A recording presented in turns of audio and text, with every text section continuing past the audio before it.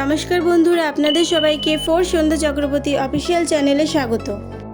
আজকে আমি চলে এসেছি নতুন একটি রেসিপি নিয়ে। আজকে আমি তৈরি করব বেগুন দিয়ে মাছের তেলের রেসিপি। প্রথমে আমি এখানে মাছের তেলগুলোকে ধুয়ে নিয়েছি। বেগুনগুলোকে সরু সরু করে কেটে আমি ধুয়ে নিয়েছি। এখানে আমি 3টে বেগুনকে কেটে নিয়েছি। আর নিয়ে নেব 2 থেকে 3টে পেঁয়াজ আর 10 থেকে 12টা কাঁচা লঙ্কা।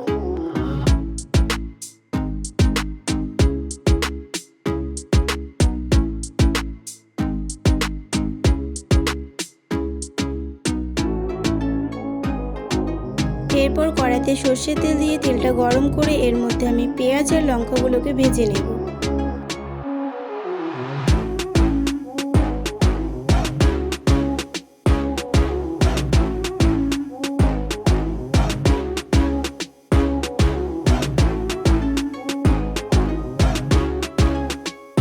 পেঁয়াজ আর লঙ্কা কিছুটা ভাজা হলে এর মধ্যে আমি মাছের তেলগুলো দিয়ে ভেজে নেব।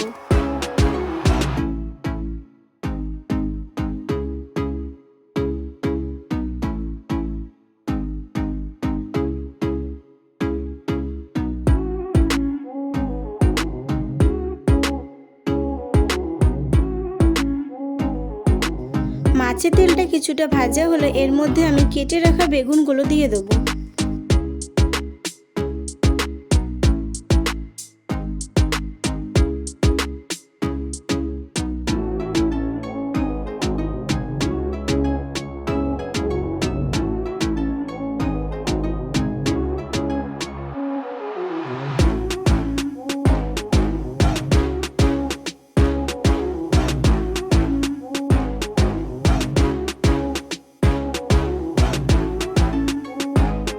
স্বাদমতো লবণ আর পরিমাণ মতো হলুদ দিয়ে কিছুক্ষণ ভাজা করে নিয়ে আমি একটা ঢাকনা দিয়ে 4 থেকে 5 মিনিটের জন্য ঢেকে দেব।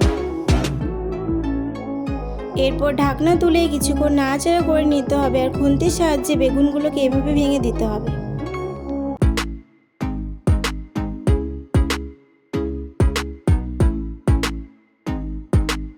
মাছের তেলের রেসিপিটি তৈরি হয়ে গেছে।